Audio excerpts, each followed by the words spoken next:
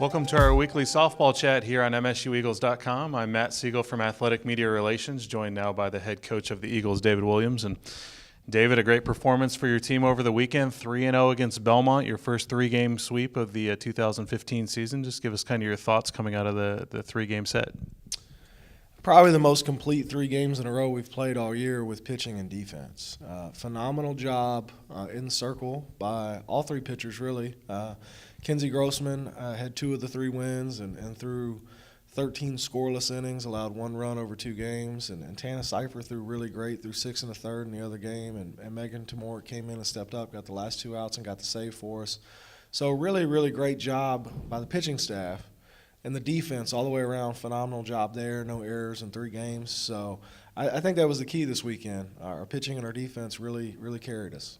I've heard you say multiple times if you can limit the free bases, whether it's walks or errors, and keep the ball on the ground. Mackenzie did a lot of that specifically.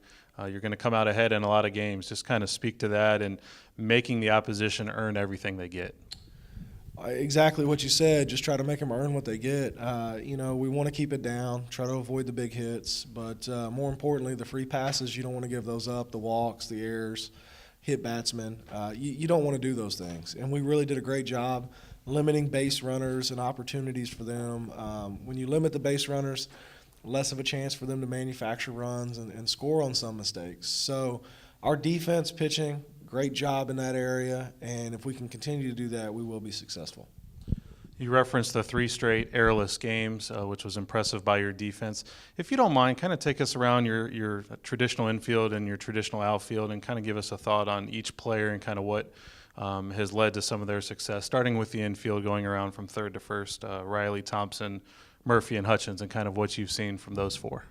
Well, all 4 in general. I think they've all settled down a little bit. In some cases, you've got the only senior out there is Katie Riley. So in some cases with the others, they're still kind of learning the position. I know Dana Hutchins played a lot of first last year, but really that was her first year playing the position.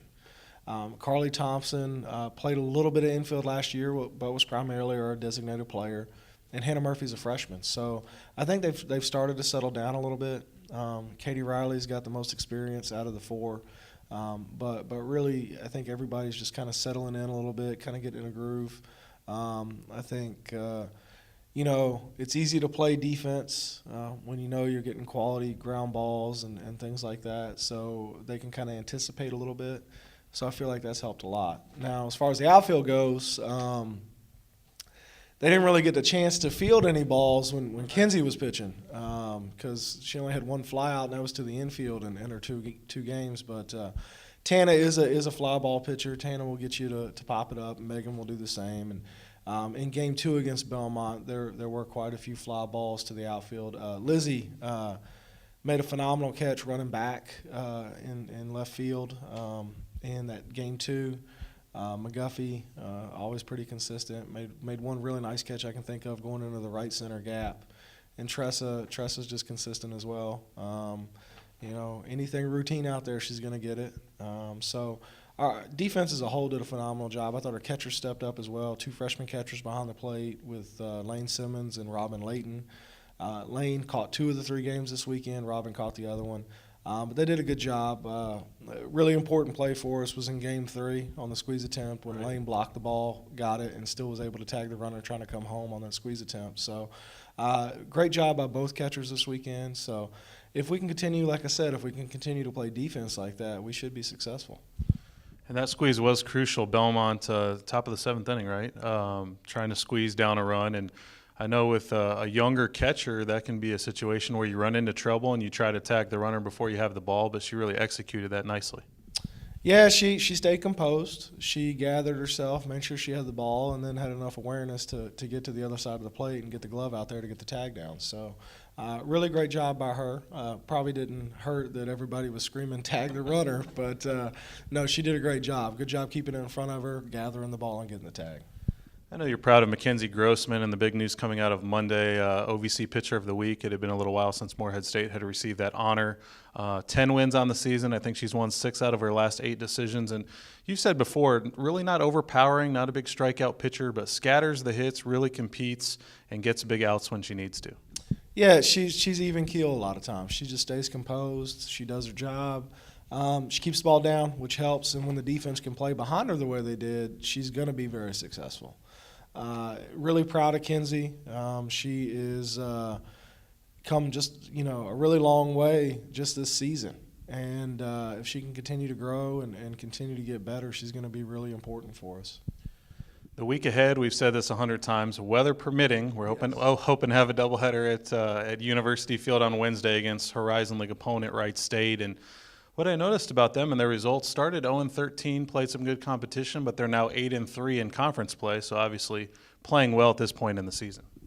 Yeah, they're doing really well. They've started to pick it up. Kind of was looking through some stuff last night on them, and they've got a couple big hitters that could really be a threat for you. I think you got to hit with them, just like anybody else. You got to hit with them, and we're going to have to play solid defense behind our pitchers. But they really have been playing pretty well, and hopefully weather permitting. The change in the forecast and us getting 2 inches of rain instead of getting about a half an inch probably won't help us. But we're hoping this weather breaks here in the next few hours, and we'll be able to get to the field and assess the situation. You get back to OVC play this weekend, Saturday at Southeast Missouri, Sunday at UT Martin. All games matter, but you're in obviously a tight race in the middle of the OVC standings, and I know you'd like to see the momentum continue in league play. Definitely. Like you mentioned, there's about 3 teams that are kind of at the top, and the third team's not that far separated from everybody else. And then there's about 5 teams just jumbled up right there, all hovering around 500. So this is a really important weekend for us. I really think that we can establish ourselves, kind of create our own destiny a little bit if we go out and play well this weekend. That's the head softball coach at Morehead State, David Williams. David, thanks as always for your time. Good luck this week. Thank you. And I'm Matt Siegel from Athletic Media Relations. Join us again next week for another look at Morehead State softball.